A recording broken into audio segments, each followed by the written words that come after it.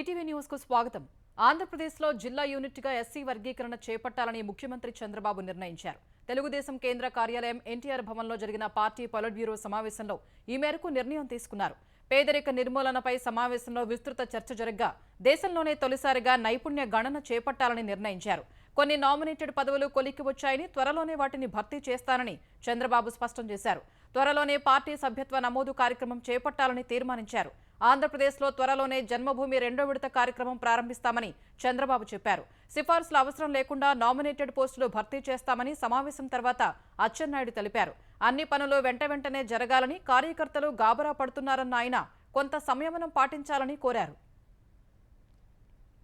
ఆంధ్రప్రదేశ్లో ఎర్రచందనం అక్రమ రవాణా కట్టడిపై ఉప ముఖ్యమంత్రి పవన్ కళ్యాణ్ దృష్టి సారించారు. ఈ మేరకు బెంగళూరు వెళ్లి కర్ణాటక ముఖ్యమంత్రి సిద్ధరామయ్యతో భేటీ అయిన ఆయన ఎర్రచందనం అక్రమ రవాణా నివారణకు తీసుకోవాల్సిన చర్యలపై చర్చించారు. ఇదే సమయంలో కర్ణాటక నుంచి 6 కుంకి ఏనుగులను ఏపీకి ఇవ్వాలని కోరారు. పంట పొలాల్ని నాశనం చేసే ఏనుగుల మందను తరమడానికి కుంకి ఏనుగులు అవసరమని తెలిపారు.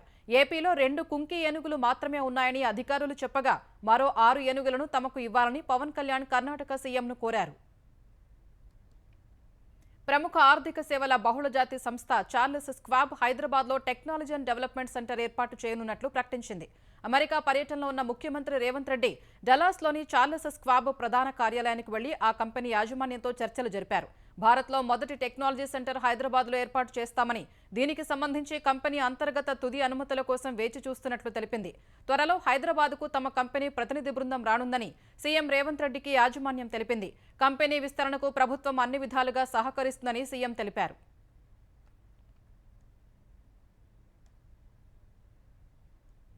తెలంగాణ విద్యార్థులకు తీవ్ర నష్టం కలిగించే జీవో 33పై పోరాటం చేస్తామని మాజీ మంత్రి హరీష్ రావు అన్నారు.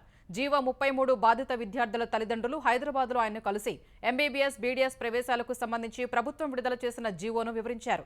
ప్రభుత్వ అనాలోచితంగా తీసుకున్న ఈ జీవో కారణంగా తమ పిల్లలు వైద్య విద్య చదివే అవకాశాలు కోల్పోతున్నట్లు హైదరాబాద్, వరంగల్, ఖమ్మం జిల్లాలకు చెందిన విద్యార్థుల తల్లిదండ్రులు ఆవేదన వ్యక్తం చేశారు. 4 ఏళ్ల నిబంధన వల్ల తెలంగాణలో పుట్టిన పిల్లలు ఇక్కడే నాన్ లోకల్ కావటం అత్యంత బాధగా ఉందని వాపోయారు. తమ బిడ్డలకు న్యాయం జరిగేలా చూడాలని, ప్రభుత్వంపై ఒత్తిడి తేవాలని హరీష్ రావును కోరారు.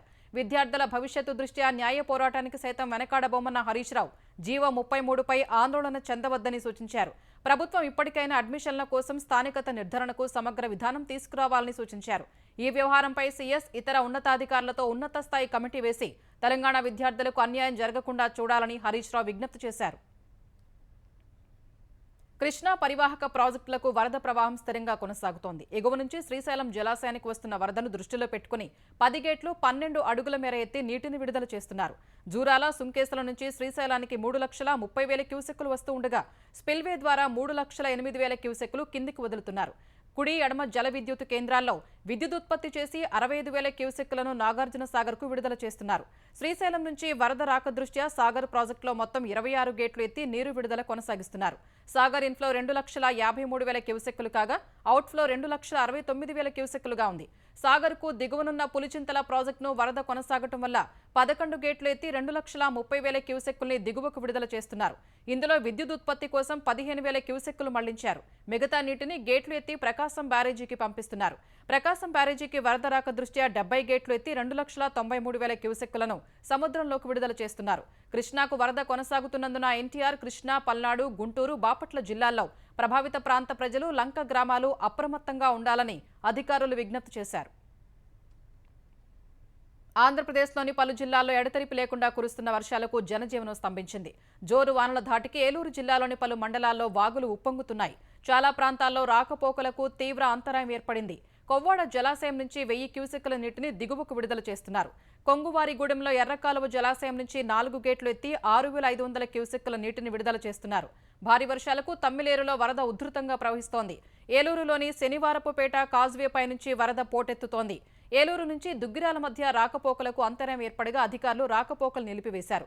కృష్ణా జిల్లా వీరులపాడు మండలం దొడ్డదేవరపాడు వద్ద వైరా కట్టలేరుకు వరద ప్రవాహం భారీగా పెరిగింది.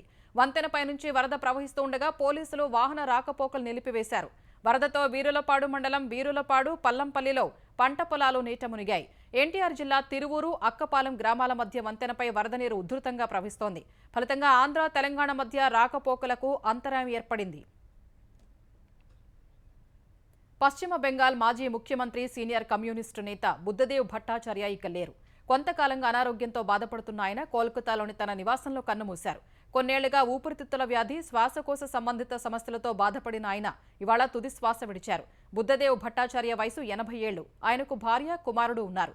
బుద్ధదేవ్ భట్టాచార్య 2000 సంవత్సరం నుంచి 2011 వరకు పశ్చిమ బెంగాల్ ముఖ్యమంత్రిగా పనిచేశారు. సిపిఎంలో నిర్ణయాధికార విభాగం పొలిట్ బ్యూరోలో కీలకంగా వ్యవహరించారు. కమ్యూనిస్టు యోధుడు జ్యోతి బసు తర్వాత 2000 సంవత్సరంలో బెంగాల్ సీఎంగా బాధ్యతలు చేపట్టారు. 2011లో జరిగిన ఎన్నికల్లో ఓటమి తర్వాత భట్టాచార్య ప్రజా జీవితానికి దూరమయ్యారు. బుద్ధదేవ్ పూర్తి స్థాయిలో రాజకీయాల్లోకి అడుగుపెట్టే ముందు ఉపాధ్యాయుడిగా పనిచేశారు. 1977లో తొలిసారి కాశీపూర్ బెల్చాకియా నుంచి ఎమ్మెల్యేగా ఎన్నికయ్యారు. అనంతరం అంచెలంచెలుగా ఎదిగిన బుద్ధదేవ్ జ్యోతి బసు ప్రభుత్వంలో ఉప ముఖ్యమంత్రిగాను పనిచేశారు. బుద్ధదేవ్ మృతి పట్ల ప్రధాని మోదీ, పలువురు కేంద్ర మంత్రులు, ముఖ్యమంత్రులు, వివిధ పక్షాల నేతలు సంతాపం తెలిపారు. ఒలింపిక్స్లో స్టార్ రెజ్లర్ వినేష్ ఫోగాట్పై విధించిన అనర్హత వ్యవహారంపై చర్చకు అనుమతించకపోవటాన్ని నిరసిస్తూ ప్రతిపక్ష ఎంపీలు రాజ్యసభ నుంచి వాకౌట్ చేశారు. విపక్ష ఎంపీల తీరుతో ఆగ్రహానికి గురైన రాజ్యసభ చైర్మన్ జగదీప్ ధన్ఖడ్ కొద్దిసేపు సభ నుంచి వెళ్లిపోయారు. ఉదయం 11 గంటలకు రాజ్యసభ సమావేశం కాగానే ప్రతిపక్ష నేత మల్లికార్జున ఖర్గే వినేష్ ఫోగాట్ అంశాన్ని ప్రస్తావించారు. దీని వెనక ఎవరున్నారో తెలుసుకోవాలని అనుకుంటున్నట్లు చెప్పారు. అయితే రాజ్యసభ చైర్మన్ ఖర్గే మాట్లాడేందుకు అనుమతించలేదు. ఇదే సమయంలో టీఎంసీ డెరెక్ ఒబ్రెయిన్ కూడా లేచి మాట్లాడుతూ ఉండగా చైర్మన్ ఆగ్రహం వ్యక్తం చేశారు. టీఎంసీ సభ్యుడి తీరు సరిగ్గా లేదని, ఆయన తీరును ఖండిస్తున్నట్లు చైర్మన్ జగదీప్ ధన్ఖడ్ తెలిపారు. ఇలాగే మరోసారి జరిగితే సభ నుంచి బయటకు పంపుతానని హెచ్చరించారు. ఈ క్రమంలో గందరగోళం నెలకొనగా విపక్ష ఎంపీలు సభ నుంచి వాకౌట్ చేశారు. ఆర్టీసీకి కార్మికులు, ప్రయాణికులు రెండు కళ్ల లాంటి వారని ఆంధ్రప్రదేశ్ రవాణా శాఖ మంత్రి రాంప్రసాద్ రెడ్డి అన్నారు. కార్మికుల సమస్యలను ప్రభుత్వం దృష్టికి తీసుకెళ్లి పరిష్కారానికి కృషి చేస్తానని హామీ ఇచ్చారు. ఏలూరు నుంచి దూర ప్రాంతాలకు వెళ్లే 30 కొత్త super luxury star liner sleeper బస్సుల్ని ప్రారంభించిన మంత్రి గత 5 ఏళ్లలో ఒక్క బస్సు కొనలేదని చెప్పారు. కొత్త ప్రభుత్వంలో ఇప్పటివరకు 1400 కొత్త బస్సులు కొన్నామని రాంప్రసాద్ రెడ్డి తెలిపారు.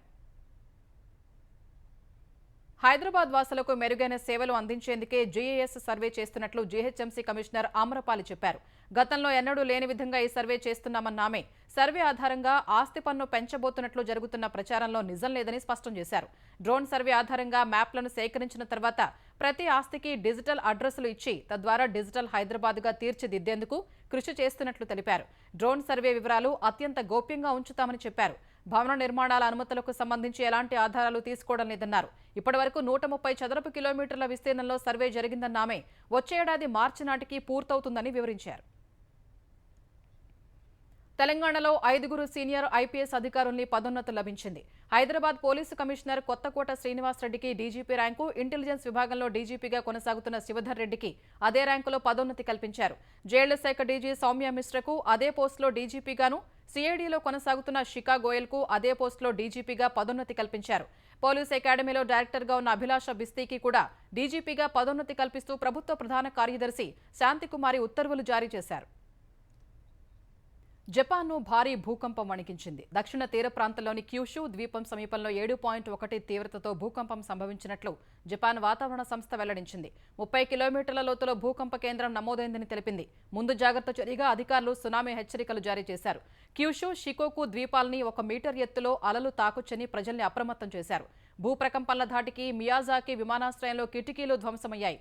క్యూషు, షికోకు దీవుల్లోని అణు కర్మాగారాల్ని అధికారులు పరిశీలిస్తున్నారు. భూకంపం కారణంగా ఇప్పటివరకు ఆస్తి, ప్రాణ నష్టంపై ఎలాంటి సమాచారం అందలేదు. ఈ ఏడాది మొదటి రోజే జపాన్లో సంభవించిన భూకంపం కారణంగా 240 మంది ప్రాణాలు కోల్పోయారు. బంగ్లాదేశ్లో షేక్ హసీనా ప్రభుత్వం గద్దె దిగిన తర్వాత కొనసాగిన అల్లర్లలో 232 మంది చనిపోయారు. కోటాకు వ్యతిరేకంగా జులైలో ప్రారంభమైన ఆందోళనలతో కలిపి ఇప్పటివరకు 560 మంది మృతి చెందారు. బుధవారం ఒక్కరోజే 21 మంది మృత్యువాత పడ్డారు. కసింపూర్ జైలు నుంచి 209 మంది ఖైదీలు పరారయ్యారు. అవామీ లీగ్ నేతలు, మద్దతుదారులు, మైనార్టీల లక్ష్యంగా దాడులు, దోపిడీలు జరుగుతున్నాయి. మైనార్టీల ఆస్తులు, నివాసాల్ని, ఆలయాల్ని ధ్వంసం చేస్తున్నారు. మరోవైపు దాడులకు భయపడి ఠాణాలను వదిలి పారిపోయిన పోలీసులంతా 24 గంటల్లో విధుల్లో చేరాలని ఇన్స్పెక్టర్ జనరల్గా నియమితులైన మహమ్మద్ మైనుల్ ఇస్లాం ఆదేశించారు. బంగ్లాదేశ్లో ఇవాళ నోబెల్ పురస్కార గ్రహీత డాక్టర్ మహమ్మద్ యూనస్ సారథ్యంలో తాత్కాలిక ప్రభుత్వం కొలువు తీరనుంది. వైద్య కారణాల రీత్యా ప్యారిస్ వెళ్లిన ఆయన ఈ ఉదయం ఢాకా చేరుకున్నారు. మహమ్మద్ యూనస్ ప్రధాన సలహాదారుగాను, మిగతా సభ్యులు సలహాదారులుగా వ్యవహరించనున్నారు. ఆర్బీఐ వరుసగా 9వ కీలక వడ్డీ రేట్లను యథాతథంగా కొనసాగించింది. రెపో రేటు 6.5%గా కొనసాగనుంది. ఈ మేరకు ద్రవ్య పరపతి సమీక్షలో 6 సభ్యులు పాల్గొనగా 4:2 తేడాతో వడ్డీ రేట్లపై నిర్ణయం తీసుకున్నట్లు ఆర్బీఐ గవర్నర్ శక్తికాంత దాస్ తెలిపారు. అధిక ద్రవ్యోల్బణాన్ని దృష్టిలో పెట్టుకుని పాత వడ్డీ రేట్లను కొనసాగించామని పేర్కొన్నారు. ద్రవ్యోల్బణం జూన్లో 5.08% చేరుకోగా 4% తగ్గించడాన్ని లక్ష్యంగా పెట్టుకున్నట్లు వివరించారు. ధరల స్థిరీకరణ జరగకుండా అధిక వృద్ధి రేటు సాధ్యం కాదన్న ఆయన ఆహార ద్రవ్యోల్బణంపై ఎక్కువగా దృష్టి పెట్టాల్సిన అవసరం ఉందని చెప్పారు. 2024-25లో వృద్ధి రేటు 7.2%గా ఉంటుందని, మరోసారి అంచనా వేసిన ఆర్బీఐ రిటైల్ ద్రవ్యోల్బణం 4.5%గా ఉంటుందని తెలిపింది. ప్రపంచ ఆర్థిక వ్యవస్థ ఒడిదుడుకుల మధ్య సాగుతున్నప్పటికీ భారత్లో ఆర్థిక కార్యకలాపాలు మెరుగ్గానే కొనసాగుతున్నాయని శక్తికాంత దాస్ పేర్కొన్నారు. ఇదే సమయంలో చెక్కుల క్లియరెన్స్ ప్రక్రియ వేగవంతం కావాలన్న ఆయన నగదులో మార్చుకోవటానికయ్యే 2 రోజుల సమయాన్ని గంటలకు తగ్గించారు. యూపీఐ ద్వారా పన్ను చెల్లింపుల పరిమితిని 1,00,000 నుంచి 5,00,000కు పెంచాలని ప్రతిపాదించారు. హీరో అక్కినేని నాగ చైతన్య రెండో వివాహం చేసుకుంటున్నారు. ప్రముఖ నటి శోభితా ధూళిపాళ్లతో ఈ ఉదయం నాగార్జున నివాసంలో నిశ్చితార్థం జరిగింది. ఈ విషయాన్ని ధృవీకరించిన నాగార్జున శోభితను సంతోషంగా తమ కుటుంబంలోకి ఆహ్వానిస్తున్నట్లు ప్రకటించారు. ఈ మేరకు చైతన్య శోభిత నిశ్చితార్థం ఫోటోలను ఎక్స్లో పంచుకున్న నాగార్జున వారిద్దరూ ప్రేమగా సంతోషంగా కలకాలం ఉండాలని కోరుకుంటున్నట్లు పేర్కొన్నారు. సమంతతో విడాకుల అనంతరం వీరిద్దరి ప్రేమ వ్యవహారం చాలా రోజులు నెట్టింట వైరల్ గా మారింది. కానీ వారు ఎక్కడా ఆ విషయంపై స్పందించలేదు. తెనాలికి చెందిన శోభిత 2013లో Femina Miss India Earth title విజేతగా నిలిచింది. బాలీవుడ్ దర్శకుడు అనురాగ్ కశ్యప్ దర్శకత్వంలో రామన్ రాఘవ్ చిత్రంతో 2016లో చిత్ర పరిశ్రమలోకి అడుగుపెట్టింది. 2018లో అడవిశేషు, గూఢాచారి, మేజర్ చిత్రాల్లో కీలక పాత్రలు పోషించింది. తమిళ్లో పొన్నియిన్ సెల్వన్ చిత్రంలోనూ శోభిత ముఖ్య పాత్రలో నటించింది.